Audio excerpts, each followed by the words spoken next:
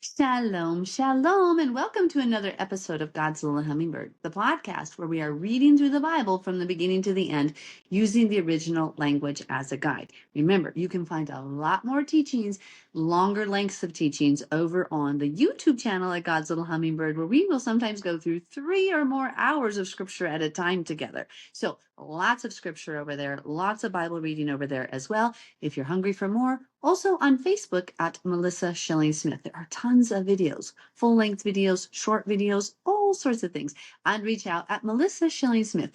If you email me, you'll never hear back. If you go to God's Little Hummingbird, you'll never hear back. You have to go to the Melissa Schilling Smith page. That's like the one that I can remember to check and that I have enough time for. So today we're in 2 Chronicles chapter 10, reading from the New King James Version Bible. Yahweh, please open our eyes, ears, and hearts to your truth and your truth alone. Now, the parallel story to this, remember, is over in 1 Kings chapter 12. So we have already gone through this history in greater detail, this story, in 1 Kings. So if you need a refresher, I would encourage you to listen to both of these at the same time. 1 Kings chapter 12, 11 and 12, and go on from there. At the same time, we're going through this now in Chronicles. And Rehoboam went to Shechem, for all Israel had gone to Shechem to make him king. So it happened when Jeroboam, the son of Nebat, heard it, he was in Egypt. Let me turn the page here. Sorry. Where he had fled from the presence of King Solomon, that Jeroboam returned from Egypt. Why had Jeroboam gone to Egypt? Do you remember? Well, it was because Solomon wanted to kill him, because Yahweh had rebuked him and said, hey, you sinned. All these 300 some wives took your heart away from me. You started to do idolatry and not obey me. Therefore, I will take the kingdom from you and give 10 portions to the son of Jeroboam. Remember that. So Jeroboam fled because Solomon, rather than humbly submitting and saying, oh, I messed up, Lord, forgive me. No, he didn't do that. He was like, let me kill him. But you can't stop Yahweh's prophecies. So he didn't work. His plan didn't work. So Jeroboam escaped to Egypt, and now we see him come back because Solomon is dead. Rehoboam, the son of Solomon, is reigning. Verse 3. Then they sent for him and called him, and Jeroboam and all Israel came and spoke to Rehoboam, saying, your father made our yoke heavy. Remember how powerful Solomon was? So he really did use a lot of the children of Israel's labor as his servants. And we talked about that, in fact, in the last podcast. So they were made servants and they did certain work tasks for him. And he he exercised his power to take taxes from them and whatnot. So Jeroboam is explaining, and the people are explaining, it was really a heavy burden. Now, therefore, lighten the burdensome service of your father and his heavy yoke, which he put on us, and we will serve you. So he said to them, Rehoboam said to them, come back to me after 3 days. And the people departed. Then King Rehoboam consulted the elders who stood before his father Solomon while he still lived, saying, how do you advise me to answer these people? So he goes to the elders, the wise people. And they spoke to him, saying, if you are kind to these people and please them and speak good words to them, they will be your servants forever. Very wise advice. Like Yeshua says, do not lord it over the people, right? Be servants. The greatest among you shall be a servant of all. That matches Yeshua's words.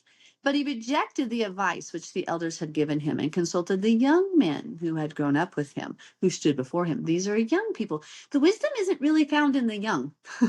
He's like, it takes, no, I don't care. I don't care who you are. I came to Torah at age 25. Here at age 50, I'm a lot wiser than I was at 25, no matter how much I thought I knew at age 25 when I came to Torah obedience, right? So there's just a process of life that you can't skip. The wisdom is found in the elders. The wisdom is found typically in the older generation. They've learned, they've been humbled, we've been knocked on our butt a time or two.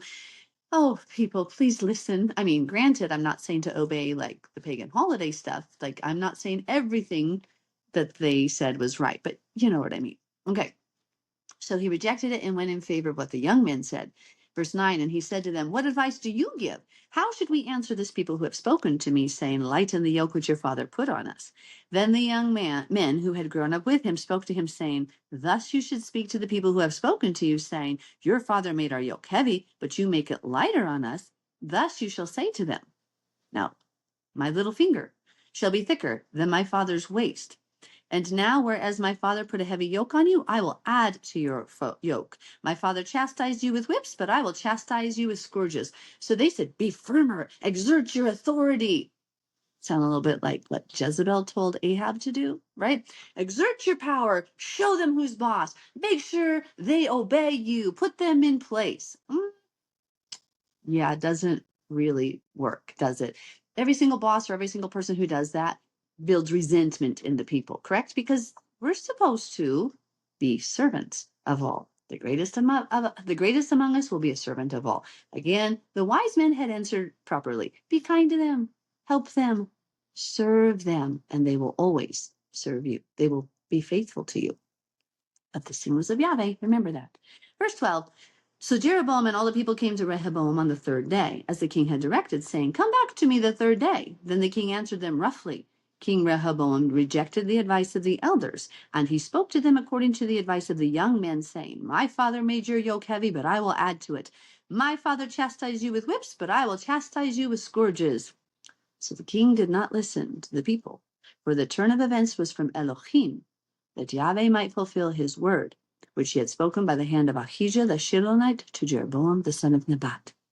Now when all Israel saw that the king did not listen to them, the people answered the king, saying, what share have we in David? We have no inheritance in the son of Jesse. Every man to your tents, O Israel. Now see to your own house, O David. So all Israel departed to their tents, but Rehoboam reigned over the children of Israel who dwelt in the cities of Judah. Then King Rehoboam sent Hadoram, who was in charge of revenue, but the children of Israel stoned him with stones, and he died. Therefore King Rehoboam mounted his chariot in haste to flee to Jerusalem. So Israel has been in rebellion against the house of David to this day. If you missed Sabbath's Bible study, it is now on Zoom. It is the one that talks about Joseph and Jacob and Joseph reunited and the prophecy of the two houses of Israel. I encourage you to listen to that in conjunction to this story. Also, join it to our Bible study that we've gone through in the book of Hosea. See, this story right here sets in motion for what we are now enduring. The prophecy we now see are the 10 tribes of Israel who've been scattered to the Gentile Christian world, to the Western world, and they became many of the Christians. They are now being regathered by Yahweh as prophesied in Ezekiel 37. See, as Hosea also says, the book of Hosea says we were going to be scattered and become not his people and become his people. The prophecy in Genesis 48, verse 19, that says Ephraim would become the Melech HaGoyim. See, Jeroboam was the son of an Ephraimite. He was from the tribe of Ephraim. He was the first leader of the 10 northern tribes of Israel. Do you see this picture? This is where the split happened. This is the time that happened because of Solomon's disobedience and rebellion against Yahweh, because he had gone after pagan wives. This is where we see the split from Jew and Ephraim, from Jew and what would become the Gentiles. Remember, Ephraim was prophesied to become the Melech HaGoyim, the fullness of the Gentiles. This story is critical. This chapter is critical to understanding the Bible. And remember to link it with 1 Kings 11 and 12. Go through the podcast episodes there as well, because this is pivotal to you understanding who the Gentiles were, why Second Peter addresses his address to the 12 tribes scattered, or to those of the dispersion, why James addresses the tribes scattered abroad. Why? It's because in Isaiah 49, when it prophesies that Yeshua would come to bring back the dispersed of Israel. When John chapter 7 says they say, the Jews ask Yeshua, are you going to the dispersion amongst the Greeks? In Acts chapter 2, where the disciples say, is this the time you will restore the kingdom to Israel? Because Israel had been scattered. Ezekiel 37, the dry bones coming to life, the 10 tribes of Israel coming back to life. You guys, this is the story. Reach out to me. I'm Melissa Schilling Smith. If you cannot find the video, I will send you the link to the video. You need to hear it. There's 2 videos on my YouTube channel. One says who is Israel, the 2 houses of Israel, something like that. It's from a couple years ago. And then there's the video that we just made this last Sabbath, which was January something 2025. I don't know, maybe January 5th, 2025. I can't remember the date actually right now off the top of my head. Perhaps it was January 4th. I also want to point out one other thing in here. Notice here where it says his pinky would be thicker than his pinky would be thicker than the waist of his father. Some people will start reach out to me and say, my gosh, my pinky's hurting. What could this symbolize? Well, sometimes we're being too harsh on people or judgmental. We're being not forgiving and we're exerting authority rather than simply serving and letting the Spirit work out the person's heart, what's in there. Like, we don't have to exert authority. We don't start named organizations. We don't establish ourselves as anything. We just let Yahweh lead and we just do his work without exerting ourselves or and over our families. We need to make sure we're servants to our husbands, to our children, vice versa, the husbands to the wives. We don't have to, we can't command respect. We need to deserve respect, right? We just behave in a way that people will respect us, or if their hearts are wicked, they won't. But that's in God's hands.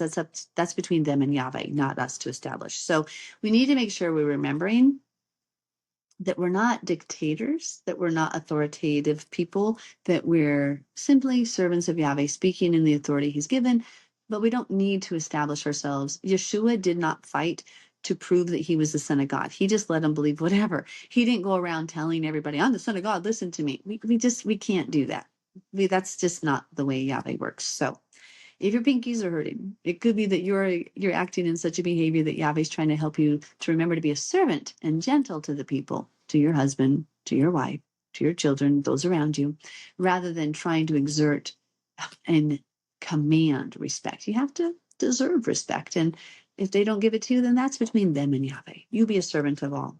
Oh, I love you all. Yahweh bless you. Have an amazing day. I'm just going to share with you those on the video. Look at the snow. We got lots of snow. I love it. I'm so excited. I love you all.